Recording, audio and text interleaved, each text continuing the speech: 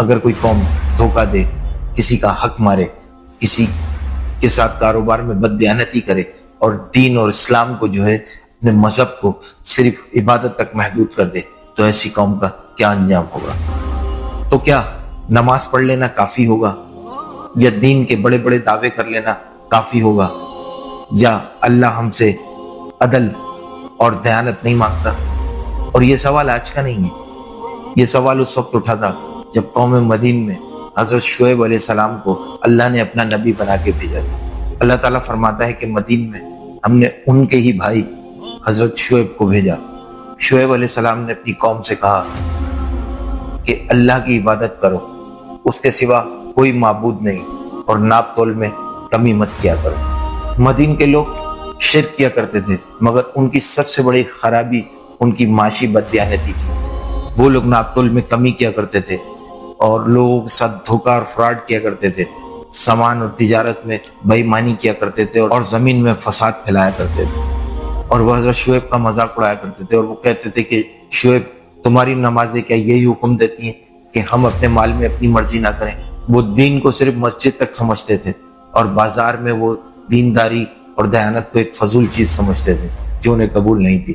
شعیب علیہ السلام نے کہا کہ اے میری قوم کے لوگوں، ناپ تول میں کمی مت کیا کرو، اور لوگوں کو ان کی چیزیں پوری دیا کرو، اور زمین میں فساد نہ پھیلایا کرو۔ لیکن انہوں نے تکبر کیا، حق کو ماننے سے انکار کر دیا۔ پھر اللہ تعالیٰ قرآن میں فرماتا ہے کہ پس زلزلوں نے ان کو آ پکڑا، وہ اپنے گھروں میں اوندھے منہ پڑے رہ گئے۔ ایک ہی پل میں ساری دولت، ساری طاقت اور سارا غرور ختم ہو گیا۔ چلیے بات کرتے ہیں آج کے کرنٹ دور میں، جب ہم پاکستان میں رہتے ہیں 2026 میں، تو پاکستان میں بالخصوص کراچی میں کیا ہمارے بازاروں میں ملاوٹ نہیں ہے، دھوکہ نہیں ہے؟ کیا ہم اپنے کاروبار کو اللہ کے بتائے ہوئے راستے سے کرتے ہیں؟ کہ وہ ساری خرابیاں جو حضرت شعیب کی قوم میں تھی ہماری قوم میں نہیں ہے؟ سب موجود ہیں۔ سو ہم برائی کو برا ماننے کو بھی تیار نہیں ہیں، کوئی نصیحت ہم سننے کو تیار نہیں ہیں۔ ہمارے پاس 10 جواز ہیں اپنی برائی کو لے کر۔ آج کل ایک نئی ٹرم ہم لوگوں نے ایجاد کر لی کہ ہم کسی کے ساتھ اگر دھوکہ، جب کوئی بھی ایسا فراڈ کرتے ہیں جس سے ہمیں فائدہ ہو جائے، اس کو نقصان ہو جائے، تو ہم اس کو کہتے ہیں کہ یہ ہم نے چھکا مار لیا، یہ ہماری دھیاڑی لگ گئی۔ تو یہ دھیاڑی اور یہ چھکا، یہ وہی چیز ہے، یعنی فراڈ ہے، یعنی آپ نے اس کی کسی بھی شخص کی کسی چیز کی جس کی مالیت زیادہ ہے، اور آپ نے اس کی کمزوری سے، اس کی مجبوری سے فائدہ اٹھا کے اس کو آدھی قیمت میں خریدا، تو آپ نے اس کے ساتھ بددیانتی کری۔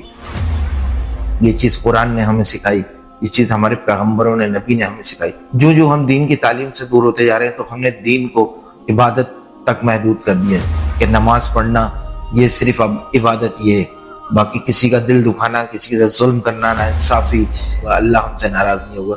تو ہم کسی غلط خام خیالی میں رہتے ہیں، کیونکہ ایک پوری قوم حضرت شعیب علیہ السلام کی جو صرف اسی لیے مٹا دی گئی کہ ان کے اندر یہ معاشرتی بددیانتی کی برائی سب سے زیادہ تھی۔ یہ بات کر کے کسی کو ذاتی طور پر ہرٹ نہیں کرنا چاہتا ہوں، لیکن جو چیزیں آبزرو کی ہیں وہ چیزیں بتانا ضروری ہے کہ آج ہمارے بازاروں میں یہی سارے معاملات ہو رہے ہیں۔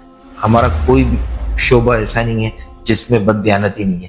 کسی بھی شعبے میں چلے جائیں گے آپ کو بددیانتی مل جائے گی، اور یہ صرف آپ ایسے نہیں ہے کہ آپ حکومتی سطح سے شروع کرتے ہوئے آئیں گے بددیانتی، یا آپ نیچے سے شروع کرتے ہوئے جائیں گے تو آپ کو اوپر تک ملے گی، اور اوپر سے شروع کرتے ہوئے آئیں گے تو آپ کو نیچے تک ملے گی۔ پیارے نبی حضرت محمد مصطفیٰ صلی اللہ علیہ وسلم کی امت ہے، اور ہمیں اللہ تعالیٰ نے قرآن کا ایک تحفہ عطا کیا ہمارے نبی کی صورت میں۔